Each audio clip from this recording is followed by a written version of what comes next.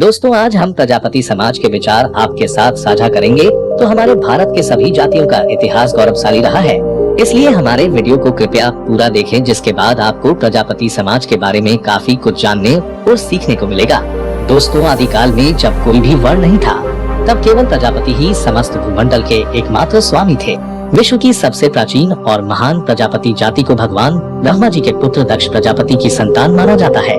प्रजापति कर्तव्यनिष्ठ, परिश्रमी और स्वाभिमानी किस्म की जाति है। न तो कभी चोरी या डाका नहीं डालते हैं और न कभी किसी से छीन झपट कर खाते हैं। बेहद ईमानदार, धर्मनिष्ठ, संतोषी और भगवान में गहरी आस्था रखने वाली हिंदू जाति है। इसलिए प्राचीन काल में ही सर्वमान्य रूप से स्थापित हिंदू मान्यताओं के अनुसार इन्हें प्रजापति के साथ साथ भगत जी कहकर भी सम्मानित किया जाता है। मिट्टी के बर्तन बहुत पवित्र माने जाते हैं। आज आधुनिक युग में भी अनेक प्राचीन हिंदू मंदिरों, विशेष तौर पर जगन्नाथ मंदिर में भगवान को भोग लगाने के लिए भोजन मिट्टी के पात्रों में ही पकाया जाता है।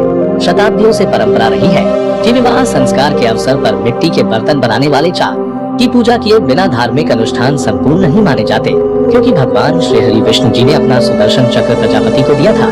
इसीलिए चाक पूजन करके एक तरह से प्रजापति जाति की श्रेष्ठता को स्वीकार किया जाता है और उसका सम्मान किया जाता है।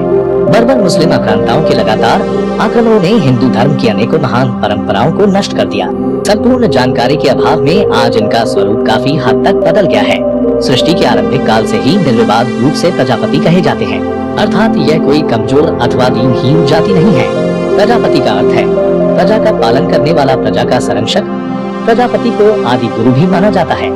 इसीलिए हिंदू धर्म के मर्म और प्राचीन मान्यताओं को जानने समझने वाले साधु संत कभी किसी प्रजापति जाति के व्यक्ति को संन्यास आश्रम की दीक्षा देते समय उसके कानों का छेदन तक नहीं करते। विवाह एवं हवन यज्ञ के शुभ अवसरों पर ओम प्रजापति स्वाहा जैसे मंत्रों का उच्चारण कुछ विशेष कारणों से ही किया जाता है। प्रजापति जाति की पुनः प्रतिष्ठा के लिए गहन शोध की आवश्यकता है।